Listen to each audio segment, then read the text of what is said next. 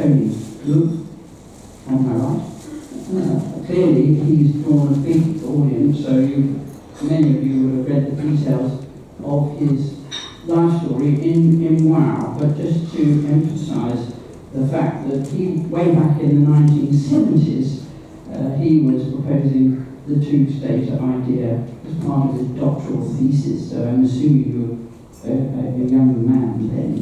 It was usually when doing doctoral theses, yes, or were you already an aged sage? You're saying the 70s, I think, yes, sometime ago. You're in listening mode. You're in listening mode. He's also been a senior advisor on the Middle East to the Oxford Research Group, and also worked for several years with Amnesty International, where he headed their international development program. So a wide range of experience, but great expertise in the area that we've come here to hear him talk about. So please, can we welcome Tony Cook.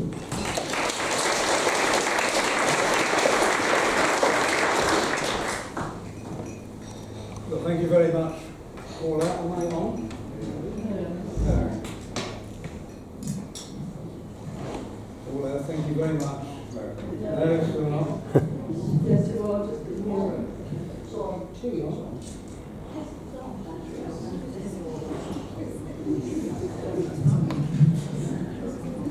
Can you hear me? Yes. Thank you, Paula, for the introduction for the third time.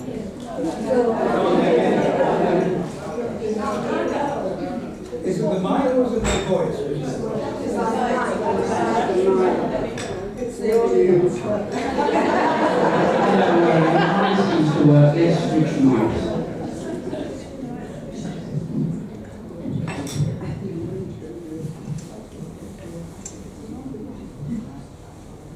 Paula, for the fourth time. Thank you very much. Am I okay now? Yes. Thank you very much for the kind introduction. And good morning, everyone.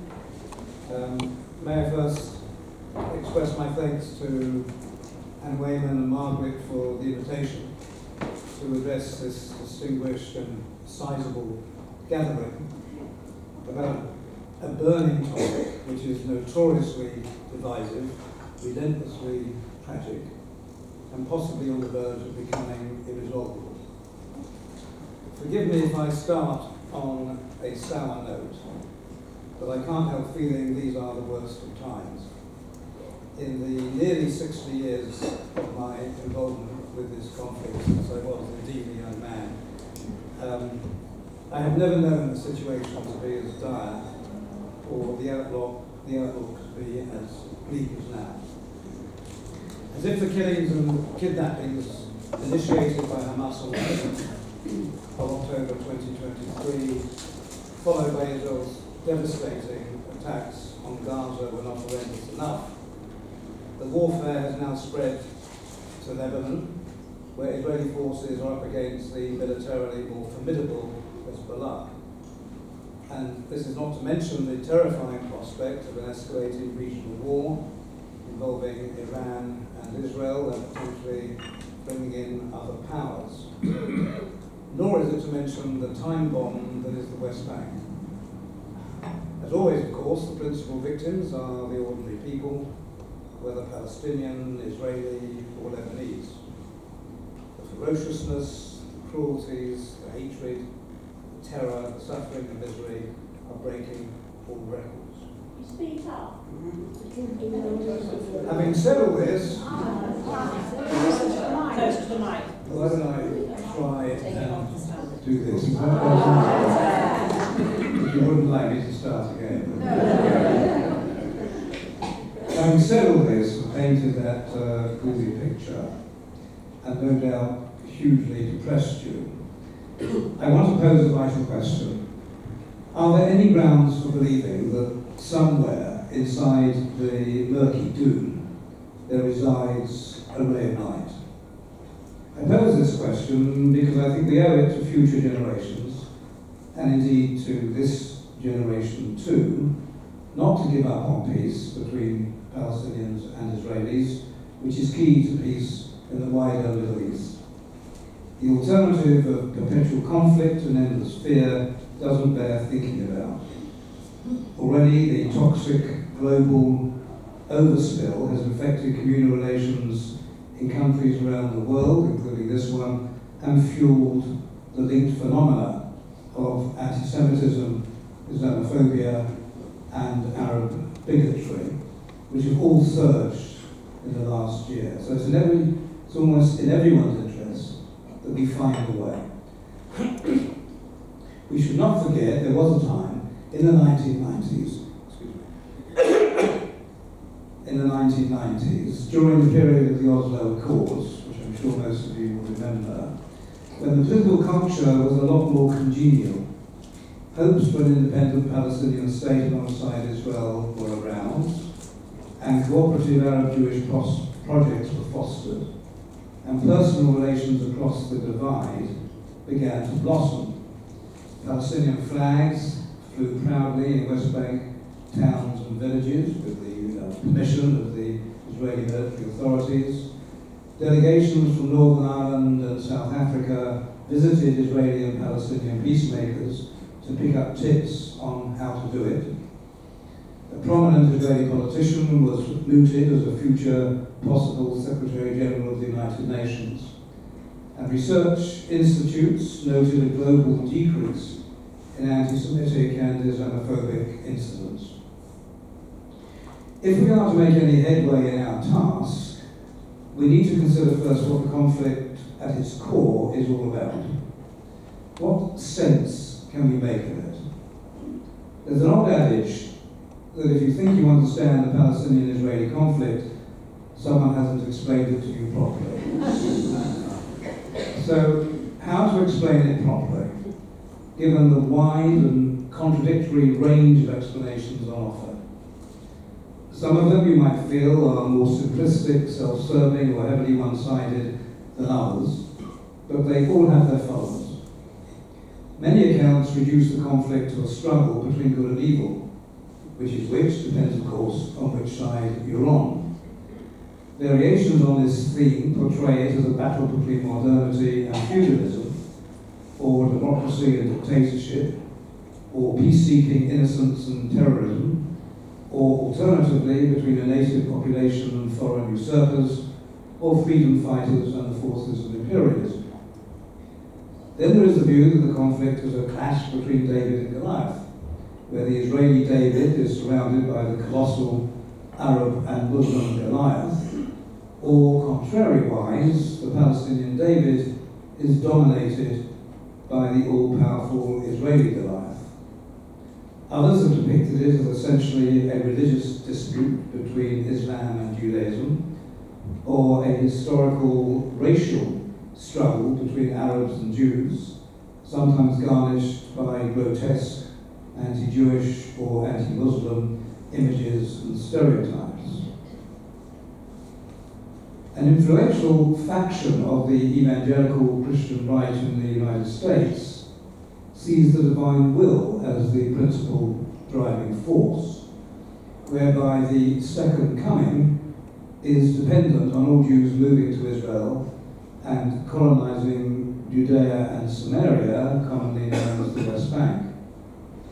Well, ostensibly, ardently pro-Zionist, this intensely ideological worldview is ultimately deeply anti-Semitic, in that at the moment of rapture, Jews would have to choose between converting to the true faith of Christianity or perishing forthwith.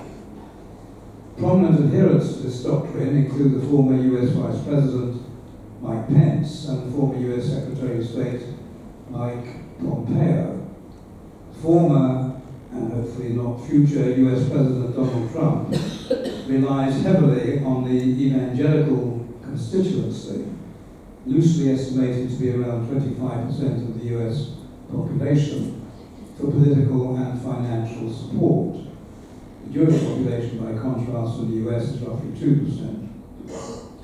A subsection of the religious Zionist movement, grounded in the conviction that God gave the land to the Jewish people, also views the resumption of Jewish sovereignty over the whole sacred land and return of Jews to its soil as a holy duty, and the materialization of a biblical prophecy which will hasten the coming of the yearned-for Messiah.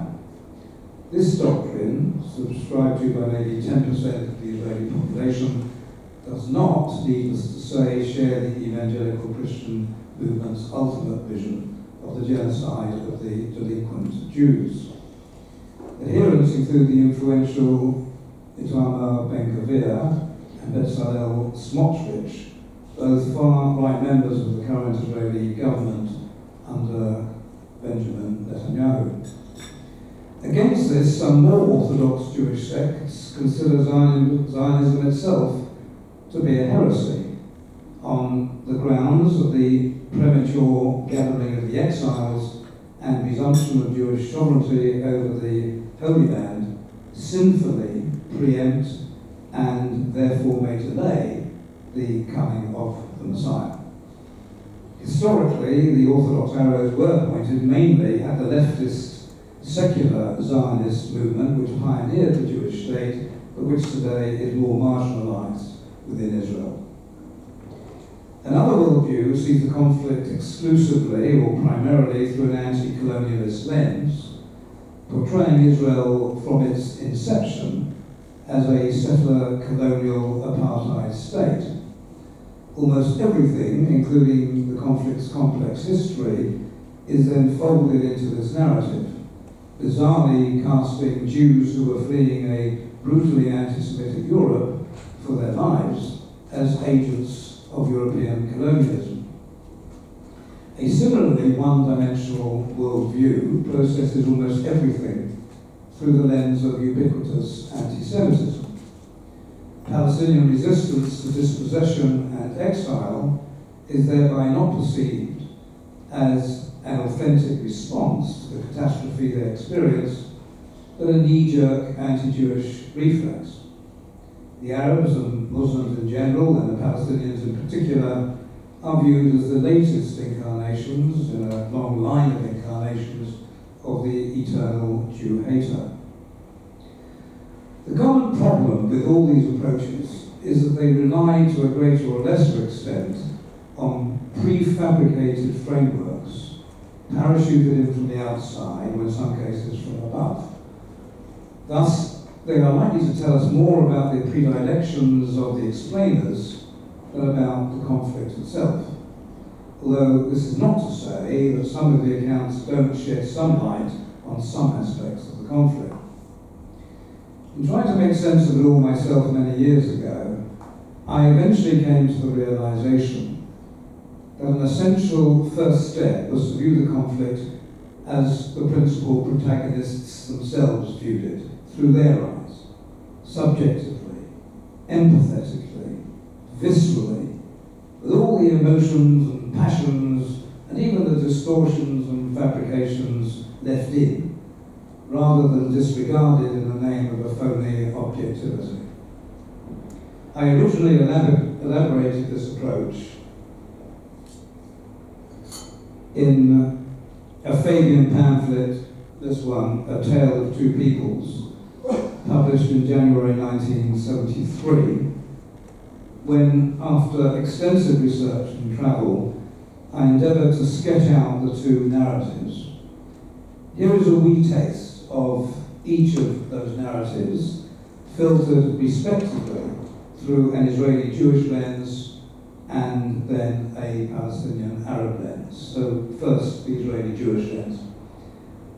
The underlying case for a Jewish homeland was vividly, if inadvertently, put by Lord Byron as far back as 1815, when some of the worst tragedies to strike the Jewish people, including the Tsarist pogroms and the Nazi Holocaust, still lay a distance ahead. In one of his poems, Byron wrote, "The wild dove hath a nest, the fox his cave, mankind their country, Israel but the grave." By Israel, of course, he meant the Jewish people. Once the Zionist movement eventually came into being, however, several decades later, all sorts of conspiracy theories and malevolent intent were fastened onto it by its detractors, some of it giving off a familiar anti-Semitic whiff, reminiscent of that which played a decisive role in winning so many Jews and others to the Zionist cause in the first place. Conceptually, Zionism was a distressed people's proud, if defiant, response to centuries of contempt, humiliation, discrimination, expulsion, and periodic bouts of murderous oppression. The Israeli state was the would-be phoenix to rise from the Jewish embers still smouldering in the blood-soaked earth of another continent.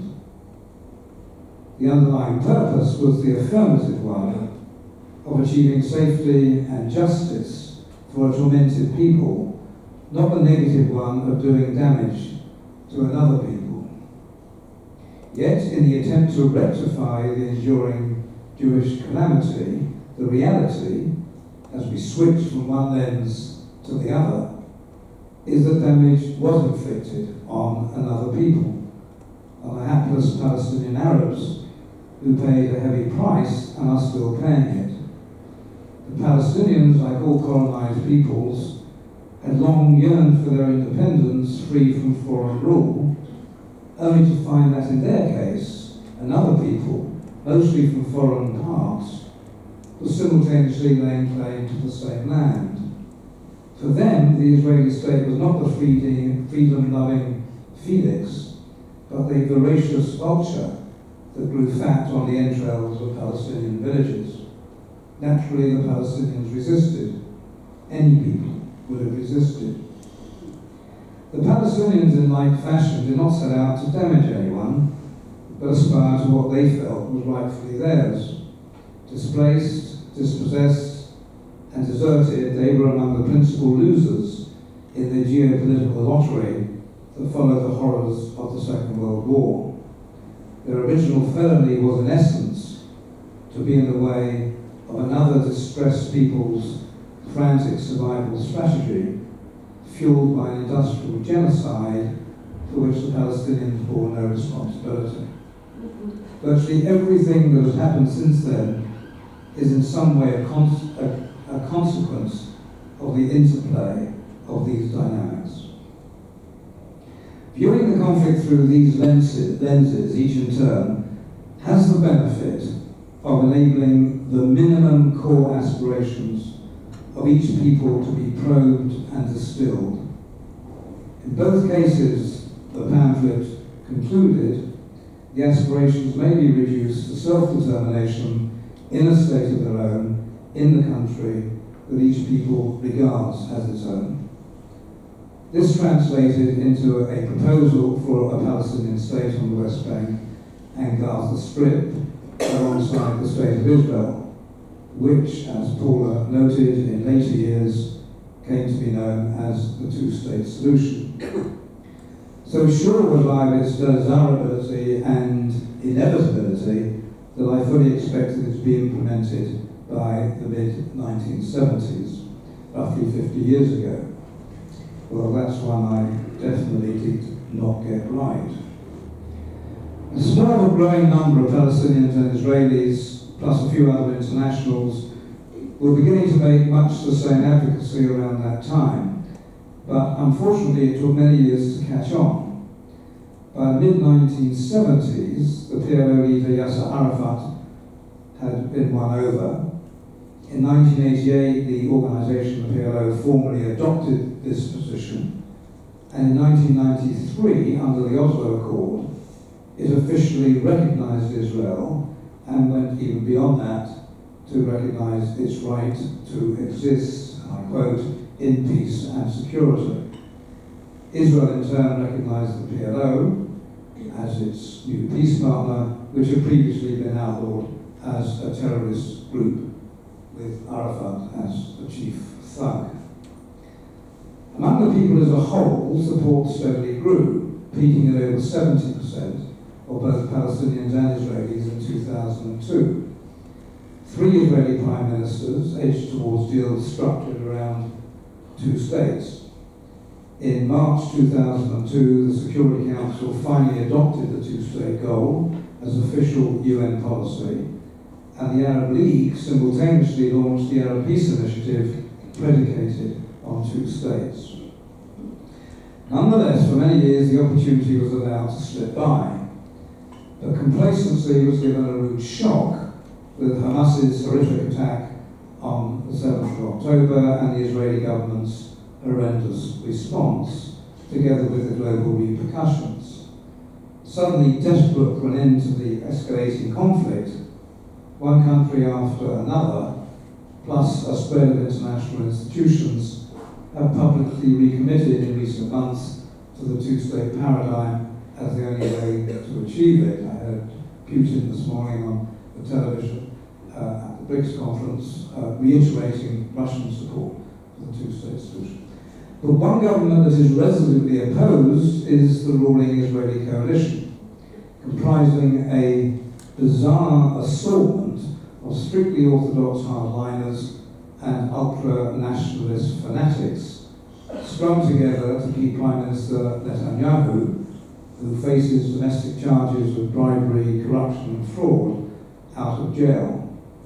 Like Hamas, its goal is a one-state future from the river to the sea. The difference is that its vision, the Israeli government's, current Israeli government's, is a Jewish state, while Hamas envisages an Islamic state, although its officials have periodically indicated that they may be prepared to accept a settlement for the indefinite future based on a Palestinian state on the 1967 borders.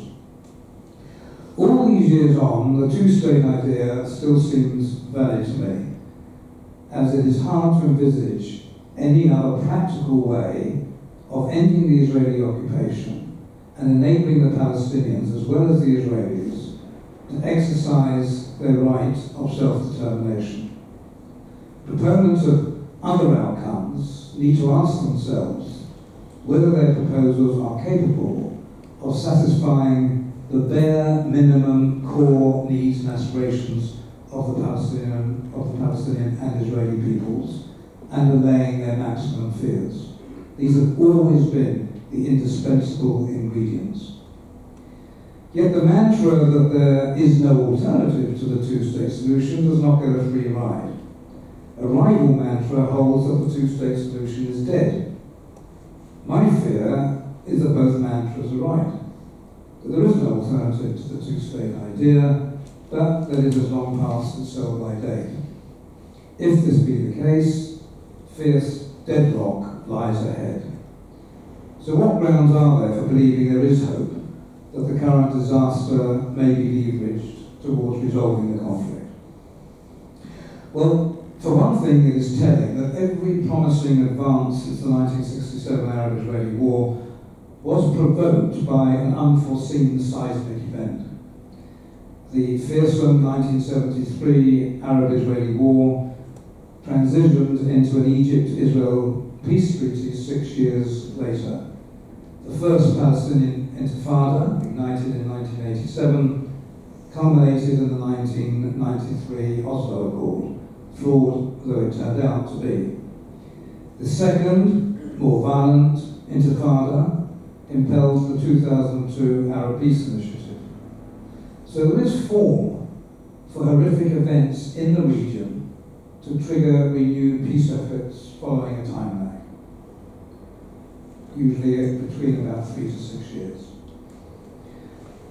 But the case for hope doesn't rest only on the circumstantial evidence of past patterns.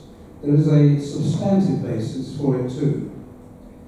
One major consequence of the turmoil of the past year is the shattering of dangerous illusions long indulged by the Western world, including Israel, that the occupation can continue indefinitely, that the Palestinians are a defeated people who may be sidelined, that the conflict can be managed or contained, or that it can be resolved through military force. Nor can it be resolved through acts of terrorism. It is a political problem and it has to be solved politically. None of these observations is a new truth, but they should now be clear as day to everyone, bar the most hardened ideologues. Even the softer ideologues failed to grasp that sooner or later, after decades of suffocating Israeli occupation, there was bound to be a convulsive explosion, although not necessarily in the murderous form it took on the 7th of October, which, coupled with Israel's shattering rejoinder, has exacted far too high a price from both Israeli and Palestinian and now Lebanese civilians. Both Hamas and Israel had potential alternatives that they chose not to exercise. Consequently, deep emotional wounds from the past have been reopened. For Israeli Jews of terrifying pogroms and the Nazi Holocaust, for Palestinians of the catastrophe of the Nakba. The raw psychological turmoil both peoples are going through in their separate ways is lamentably not conducive to serious peacemaking between them in the immediate future. Nonetheless, there is a vital need, even as the bloodletting continues, for a comprehensive solution to be swiftly formulated and vigorously spearheaded by regional states who need urgently to take ownership of this conflict. But there is no cause to reinvent the wheel. A revised and revitalized Arab Peace Initiative, which in its original incarnation pledged to normalize relations with Israel in exchange for Palestinian statehood, could provide the blueprint. But in the light of the many changes on the ground over the past 57 years, the shape and character of the two-state idea needs an injection of fresh thinking. An apt model today may be the 1993 division of Czechoslovakia into the Czech Republic and Slovakia. This was a peaceful transition based not on enforced population transfers, but on mutually agreed jurisdictions with open borders and free movement. It was about political sovereignty over demarcated territory, not ethnic purity. In the Israel-Palestine case, there may be a supplementary need for equitable land swaps, coupled with time-limited compensation for recalcitrant Israeli settlers in the West Bank, plus a firm deadline for the withdrawal of the army, the protector of the settlers, from the territory. An idea that is attracting growing support and takes account of both people's affinities to the whole land is an Israeli-Palestinian confederation, analogous to the EU. Two grassroots proposals of this type, jointly spearheaded by Israelis and Palestinians, propose that all inhabitants may live anywhere in the confederation, but may only vote in the state of which they are a citizen. Its main weakness, in my opinion, is that it doesn't include Jordan, without which I doubt its credibility, for it would mean the Palestinian state officially affixing itself to a Western-style, predominantly Jewish state, and commensurately distancing itself from the predominantly Muslim Arab state to its east, Jordan, with whom Palestinians have close cultural, linguistic, religious, and familial ties. Indeed, fellow Palestinians constitute the majority of the Jordanian population. It doesn't seem credible to me that a future Palestinian state comprising the West Bank and Gaza Strip would make this choice as the moment approaches. The dilemma could be resolved by including Jordan in a future confederation, broadly along the lines of Benelux, comprising Belgium, the Netherlands, and Luxembourg, with each containing its own, retaining its own national identity. But in either case, the first step would have to be Palestinian independence, as a confederation is a voluntary arrangement between two or more states. Otherwise, given the huge power imbalance, it would be either an Israeli hegemonic state or an Israeli-Jordanian condominium over Palestine, masquerading as a confederation. So if the two-state solution is at root the only plausible solution, the burning question is it still feasible? mindful in particular of the extensive Israeli settlement project in the West Bank since 1967 and the dreadful events of the last year. Including East Jerusalem, there are an estimated 700,000 Israeli settlers now living in roughly 180 official settlements and unofficial outposts, fast accelerating under the current government in the West Bank, all of which are regarded as illegal under international law, although Israel disputes this. My deep concern is that the most realistic alternative to a state for each people is, as indicated, endless strife. If that be right, there is a huge onus on the international community to find a way to make two states feasible. So what is imperative at this point is a concerted international effort directed without diversion or delay towards the creation of a Palestinian state on the West Bank and Gaza Strip, even if some 50 years late. The potential implications of the International Court of Justice's ruling that Israel's continued occupation of the West Bank and Gaza can no longer be considered lawful because of its aura of permanence, and that UN member states are legally obliged not to be complicit, could be far-reaching. The more countries and other institutions that bang on about two states, the better, with the aim of stirring new political currents in Israel and forcing the paradigm firmly back onto the Israeli political agenda where it used to be, in advance of future elections, for no progress can be expected under the current Israeli government. A major carrot for Israel could be the prospect of recognition by and full diplomatic relations with Saudi Arabia, most influential player in the Arab world, and other recalcitrant Arab states. The Saudis have repeatedly stated that Palestinian statehood would have to be part of any deal. If they stick to their guns, this could be a game changer. Prompt UK recognition of a Palestinian state will also help boost the momentum. The UK has a special responsibility in this area as the author of the Balfour Declaration in 1917, which promised a Jewish homeland in Palestine, and as the mandate authority over Palestine from 1922 to 1948. The UK government should be pressed to join the 148 other governments who have already recognised Palestine and to persuade the US to drop its veto on full Palestinian membership of the United Nations.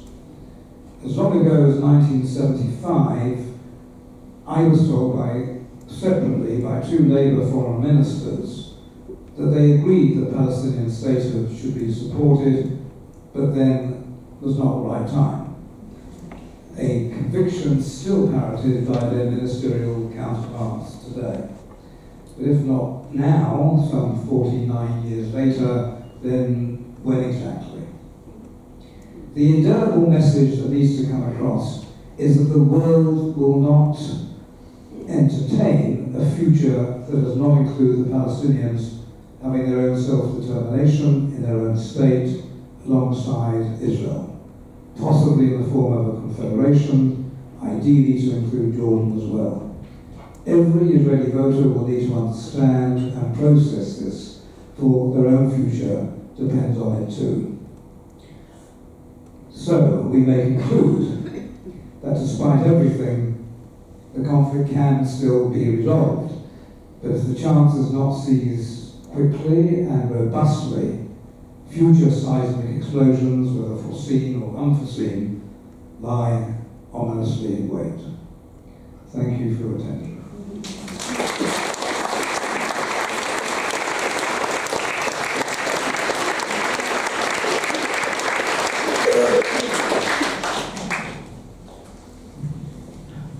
Thank you very much indeed for that answer of what is the most central, I think, of the issues currently in the world. Can we now move to questions? If you'd like to put your hand up.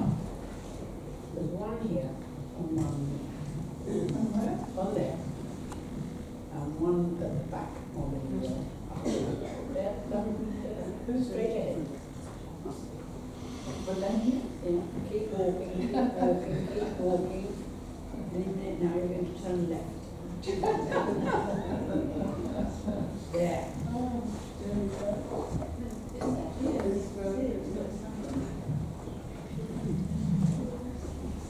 Thanks. In a recent article, Max Hastings said that he feared that a possible outcome would be that the Palestinians would be driven out of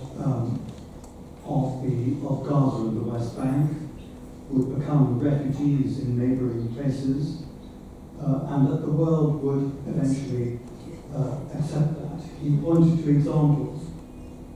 After the Second World War, one example he gave was that various German communities which had lived in neighbouring countries for generations were driven out, and the world has now come to accept that. It's never discussed. What do you think about that fear that Max Hastings expressed?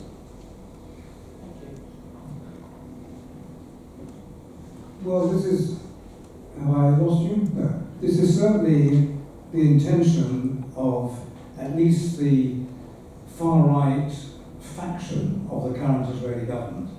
People like Smotrich and Ben-Gvir that I mentioned, and not just those two, are very clear that that is their wish. As I mentioned, the Christian evangelicals also hold the view that the land should be clear of Palestinians and should become an exclusively Jewish state. This is not the majority view in Israel. It never has been the majority view in Israel, but it is the view of the current Israeli government, or at least a faction of it, which has a hold over the rest of the Israeli government, and especially Netanyahu, because the far right is keeping him in power and therefore out of jail. And that's what's focusing everything at the moment. And just to take advantage of your question to make a similar point, is every single thing that Benjamin Netanyahu does and say at the moment, at least for the next 2 weeks, I think has to be understood in the context of the US presidential election, which he badly wants Trump to win, and therefore everything he does is aimed at undermining Biden. So he will often make an agreement with Biden and then not keep to it in order to discredit Biden and thus discredit Kamala Harris as well. So for the next 2 weeks, I think everything that he does is focused on that and needs to be understood in that context. It doesn't necessarily follow that Trump will be quite the ally that Netanyahu expects him to be, because Trump, if anything, has an even greater ego than Netanyahu, and was very angry with Netanyahu when he sent a message of congratulations to Biden following the last election on his success in that election that drove Trump wild. So nothing is absolutely definite for the moment. Egypt is refusing to allow Palestinians en masse to leave the Gaza Strip for Egypt. I'm sure they've got their own reasons as well. But one of the reasons is because they're pretty sure that Israel will not allow them back once the hostilities come to an end. I think that's a very strong view in the Arab world, and even beyond that, because it's one thing to say the Germans from Sudetenland were not allowed back in the aftermath of world turmoil, when in fact most of us have very little idea what was going on throughout the world. We live in a very different era now, and there is a big Palestinian diaspora, there's a big Arab diaspora. Whatever is happening is being televised. At the moment that it happens was on social media. So I think it is possible that there are those within Israel who would like to take advantage of the opportunities that now exist to thin the Palestinian population within the West Bank and Gaza. But I think if they try and do that, there will be a massive reaction around the world. And hopefully, before it all explodes, there'll be a new Israeli government which does not follow that policy. Thank you very much. I thought that was a brilliant presentation.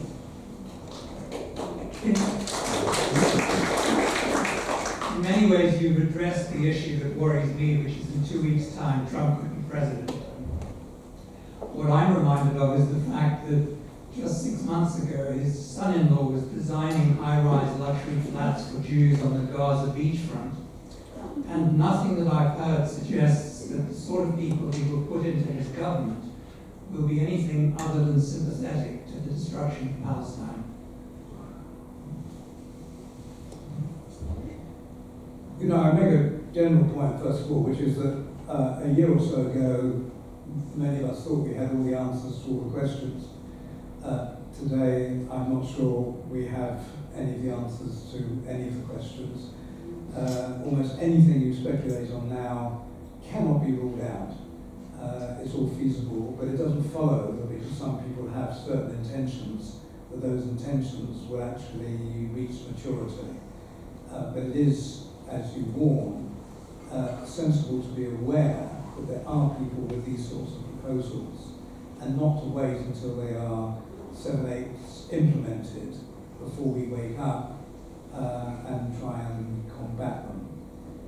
So he has his opinion.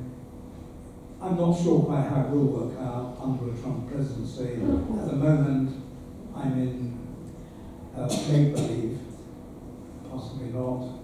I cannot address the question of whether Trump will be president. I think it will be a nightmare for all of us if that happens, with unpredictable consequences. There was a plan called the Trump plan when he was last president, that was largely written by his son-in-law, Jared Kushner, but was largely directed by Netanyahu, in which I wrote a review of it. If you're interested, it's online. It's in a publication called the Palestine-Israel Journal. If you just put my name in there, it will take you to the article. But the remarkable thing about it is that I listened to his press conference, Trump, and he had very little idea of what the Trump plan was about. He kept quoting from it, and I looked at it in front of me, and what he quoted just wasn't there. I think he has a very low attention span. Sorry. Is perhaps the biggest change since the 1970s, and perhaps the major reason for despair, possibly the destruction, the extent of the destruction of Gaza. The estimates for the rebuilding cost that I've seen vary anywhere from say 50 to 80 billion at present. That's the UN estimate is the lower one, and with 90% of internal displacement and the massive majority of the infrastructure destroyed, it's very difficult to see what can happen literally in Gaza, supposing the fighting ended tomorrow. And without some answer to that question, what possible grounds for optimism can there be faced with the possibility of continuing internal displacement of 90% for another 20 years, even if the Arab sovereign wealth funds were prepared to sum up the $80 billion required? I think there are less grounds of optimism than grounds for action. I think if we recognise the dangers, and the Gaza Strip is either going to become an extension of the Jewish state, or it's going to become part of the Palestinian state. And if we recognise this right from now, then I think the international community just has to read the Riot Act to the Israeli government that annexing the Gaza Strip and populating it with its own citizens is completely unacceptable, and there will be consequences. And I think, therefore, penalties need to be looked at, sanctions need to be looked at, but not just that. I don't think it can just be a negative question, because Israeli Jews also feel a great sense of insecurity. They thought at last, after a very turbulent history, going back a couple of thousand years, they had reached safety and security, and then discover. And that, when Sadat, we won't have time, I think, to go into that, but when President Sadat of Egypt arrived in Israel in 1977, I was there at the time, and assured Israelis that they were welcome back. I'll take 2 minutes, if you don't mind, and just give you a sense of this, because I think it's actually quite vital, and would be a good pointer to what I think the Arab states should be doing now. But when he very unexpectedly flew into Israel, there was huge excitement within the country. He addressed the Israeli government, he addressed the Israeli parliament, but his real purpose was to speak over their heads and address the Israeli people. And you can read what he said, but what he said was less important than the subtext. And the subtext was, welcome back, our young cousins. You've been away for a long time. It's been a difficult journey for you. You've suffered greatly, and you've come home. And we want you to stay, and we want to work with you, and we want you to be safe and secure. But there is a cost. There is a price. And in that case, it was every last grain of sand in the Sinai desert. Return that to me, you get full peace and diplomatic relations. Keep one grain of sand, and there's no deal. And that's the sort of approach that I've been trying to propose to our Arab friends, that the Arab League should be taking, because it's not enough just to warn people, to threaten them of punishments and sanctions. You've also got to address the other side of it. How do you make these people feel secure?